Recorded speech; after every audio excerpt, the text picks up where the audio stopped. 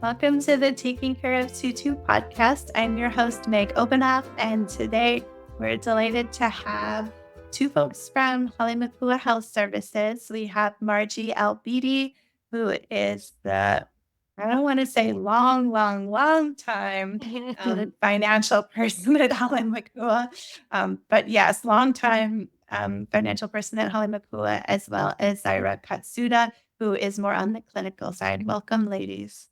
Thank you so much for having us today, Meg. Thanks for coming. Would you each do me a favor and introduce yourself? Tell me what your role is, how long you've been at Hale Makua, and a little bit about what brought you there and what your role is. Margie, you go first. Oh, okay. Yes, please. Okay, so my name is Margie Albete. I've been at Hale Makua now for 41 years.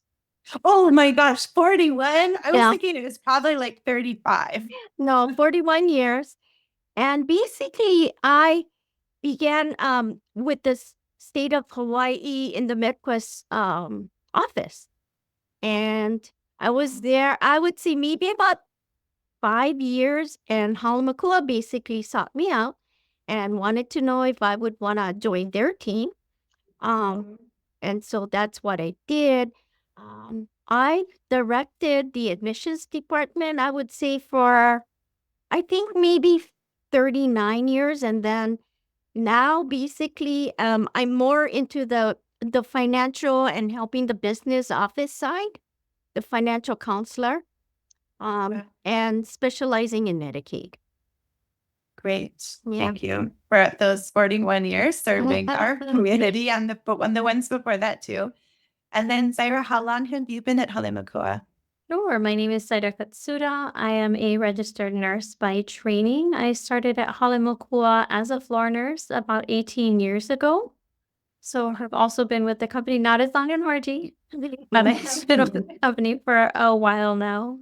Wow. Started as a floor nurse, then went to a neighborhood supervisor for about 9 years, and then transitioned over into kind of more of an administrative managerial position that I'm currently in, which is the utilization review manager. So we do what's called minimum data sets assessments, and that is how we capture the care that is rendered to all of our residents, both SNF and long-term care, as well as our system for reimbursement.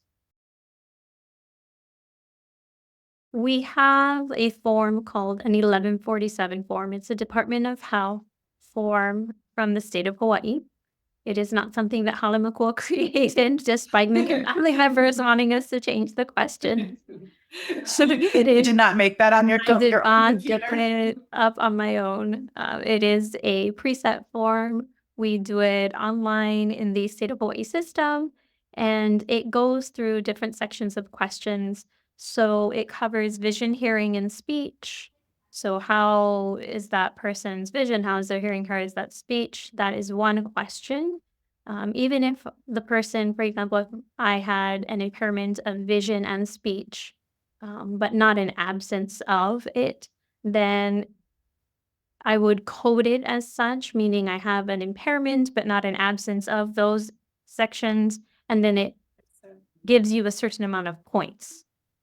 So it's a multiple choice questionnaire, and you go ahead and you select what is appropriate for that particular resident, depending upon the level of assistance that they need or the impairment that may have.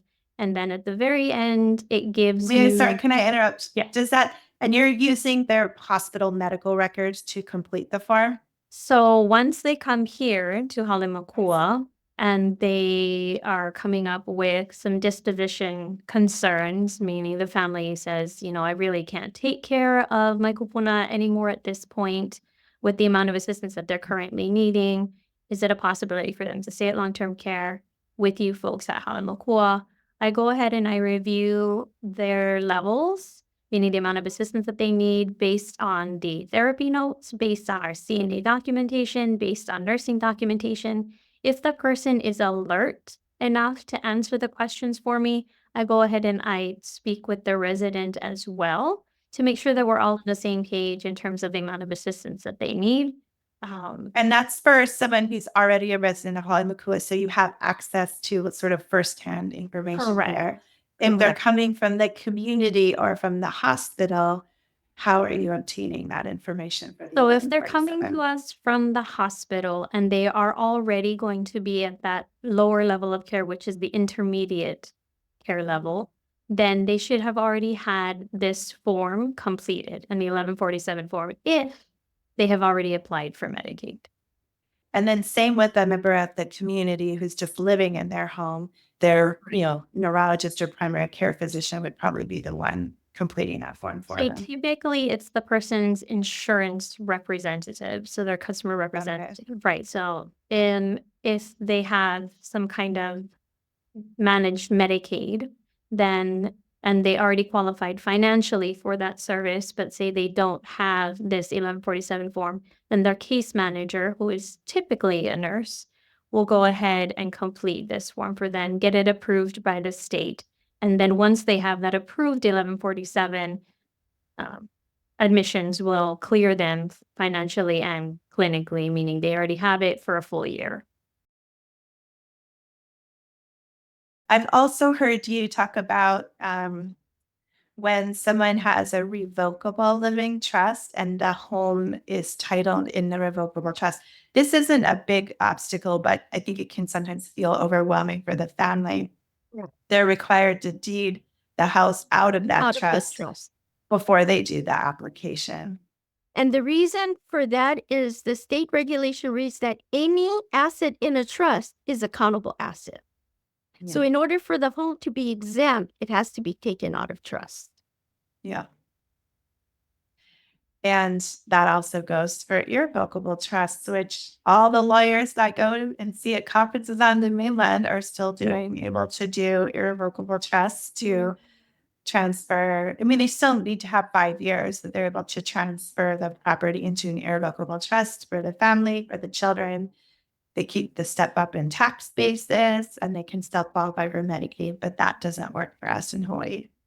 Well, we had a situation years ago where we submitted one with an irrevocable, and we ran into major problems with the state because the attorney general at that particular time interpreted the regulations just a little differently.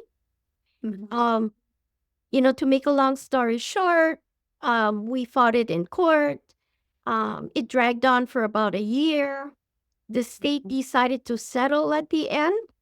But with the settlement, I requested that the state send a clear, concise interpretation of how they're going to look at irrevocable trust in the future, and we never received. Shocking. Yeah, I do appreciate that you tried to ask for that clear and concise explanation. Wouldn't that be great? yeah. So I'm also working on a resident with an irrevocable trust right now, but the person's still in the community. And the reason why we will not go forward with admitting that person right away is because we really don't know how the state's going to look at the irrevocable trust. So that is another experience that I'm going through right now to see how they're going to be looking at that. Of course, the properties that were put into that trust goes way beyond 5 years. But the situation that we ran into problems was also 8 years at that time. Yes. But the It's state not still like they're saying denied you it. did this with, they're not saying you did this within the 5-year look back. They're saying you did this ever. Doesn't matter how long ago. Yeah. I talked to some other attorneys in the community, and we have also had some experiences where we've been able to deed from the irrevocable trust directly to the beneficiaries, and that has worked for Medicaid. Okay, that's great. That's good. Yeah. Yeah. But we're still not making new irrevocable trusts for this because we're just concerned that they will then not qualify for Medicaid because it will be like they never gave away the property in the first place. Right. That's how the state's treating it. Yeah. And also another point that I'd like to make is when a resident transfers their interest to a child, okay, whether the child, and we're talking about way beyond the 5-year look back period though, okay? This is like 8 years ago as an example. the state will accept a trust-to-trust transfer. Yes. Yes. Okay, so I think that's a critical point too.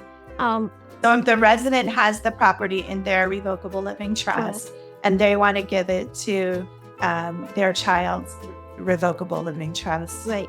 that's they're saying no.